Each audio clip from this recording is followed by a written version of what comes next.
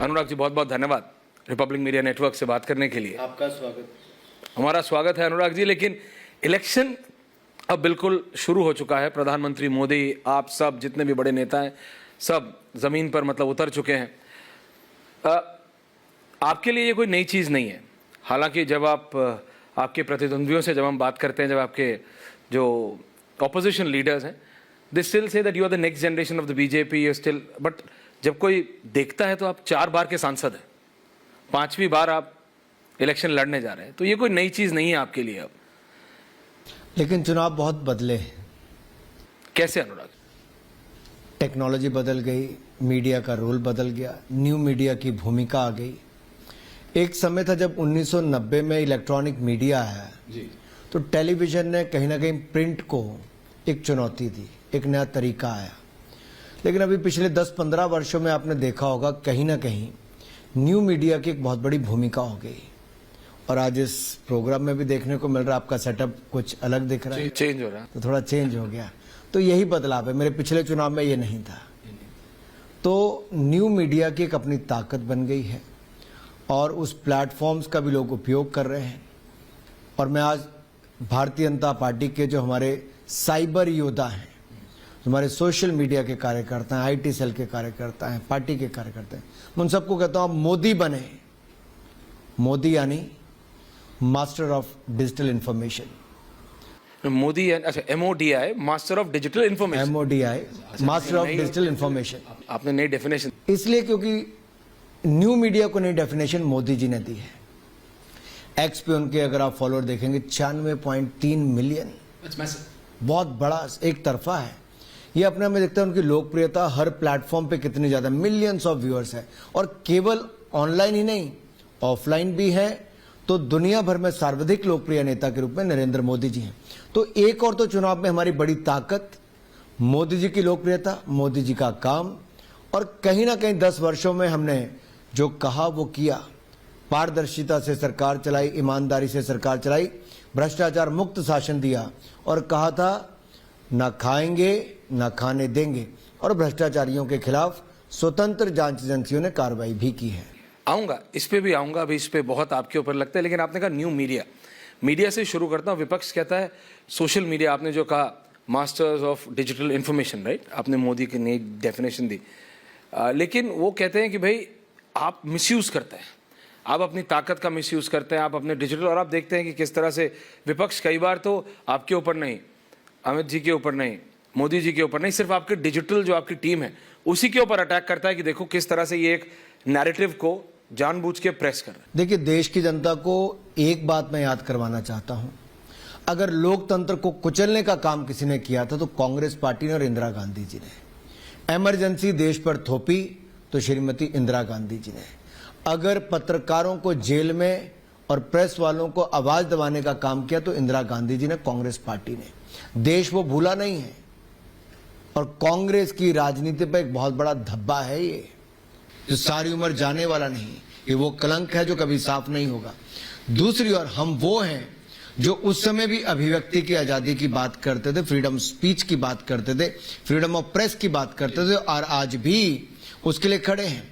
और पिछली यूपीए सरकार में उस समय के इनके मंत्री कपिल सिब्बल जी ने ये तो आईटी रूल्स बनाकर लाए थे, तो इन्होंने तो उसको भी कुचलने की पूरी तैयारी की थी। भारतीय जनता पार्टी ने उस समय भी अभिव्यक्ति की आजादी, न्यू मीडिया के लिए, और हमने प्रेस के लिए उस समय भी उठाया था। तो कम से कम मैं आपको विश्वास दिला सकता हूं कि हमारी सरकार में ये स्वतंत्रता, freedom of press, freedom of speech रहने ही वाली है। और लोकतंत्र की यही तो खासियत है कि आप चाहें तो किसी के बारे में भी अपनी बात, किसी विचारधारा से आप सहमत ना हो तो भी आप कर सकते हैं। आपने कहा इलेक्शन बदल गए हैं, विपक्ष भी कहता है इलेक्शन बदल गए हैं।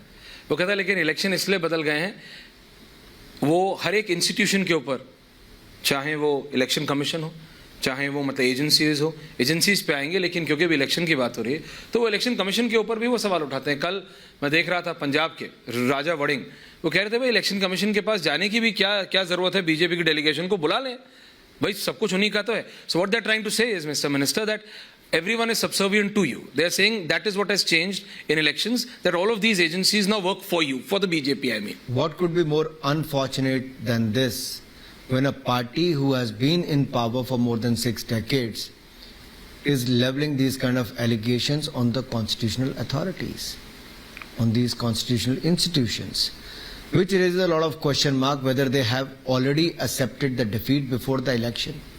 क्या चुनाव से पहले हार मान ले ही?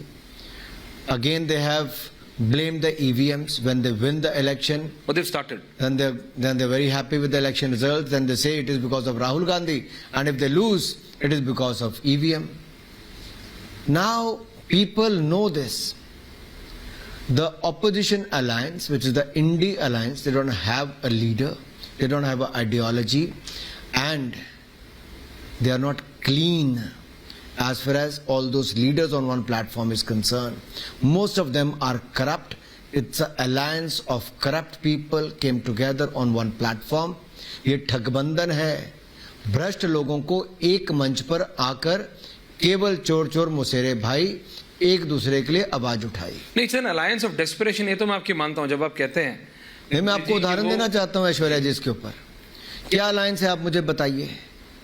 आपने पंजाब की बात की, आप पूछिए पंजाब के कांग्रेस के अध्यक्ष से.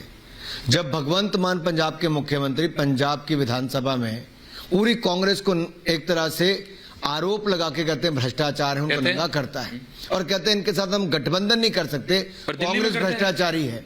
लेकिन दिल्ली में करते हैं, आप गठबंधन कर लेते हो. तो सवाल ये खड़ा होता है कि वहां तृणमूल पार्टी आपको एक सीट नहीं देती, ना कांग्रेस को ना कम्युनिस्ट को देती है. लेकिन आप जाते हो वापस कहां पर? केरल में. राहुल गांधी जी अब उत्तर प्रदेश जहां 80 सीटें लड़ नहीं सकते, उस राज्य को छोड़कर चले गए. लेकिन वहां पर आपको सपोर्ट कौन करता है? एक ऐसे जिनके ऊपर आतंकवाद अलगाववाद के समर्थन का आरोप लगता है, एसडीपीआई जैसी संस्थाएं आपको समर्थन करती. तो देश में आप क्या वोट लेने के लिए आओगे? क्या ऐसे संगठनों की आपको सहयोग चाहिए, समर्थन चाहिए, तब जाके आप कहीं वायनाड में जीत पाओगे? ये क्या स्थिति होगी आज कांग्रेस पार्टी की? और आम आदमी पार्टी तो वो है जिसके ऊपर खुले तौर पर आरोप लगे कि पंजाब के चुनाव से पहले जिन्होंने शराब घोटाला भी किया और ऐसी देश विरोधी ताकतों के साथ हाथ भी मिलाया जो देश की सुरक्षा की दृष्टि से अच्छा नहीं है. और एक बॉर्डर स्टेट में होता है तो आप कल्पना कीजिए पंजाब में कभी बम धमाके करने वालों के साथ अगर इनके चित्र छपते हैं, इनकी गठबंधन की बात आती है और बाहर बैठा कोई व्यक्ति आरोप लगाता है तो party denies that. Anurag ji, तो देखिए कहा किसने? वो लोग जो इनका समर्थन करते हैं. और मुझे दूसरी बात बताइए, इनके सांसद विदेश में जाते हैं, ऐसे लोगों से मिलते हैं जो भारत विरोधी बातें करते हैं. That's on record. बिल्कुल करते हैं. तो फोटो तो झूठ नहीं बोल सकती. और सपोज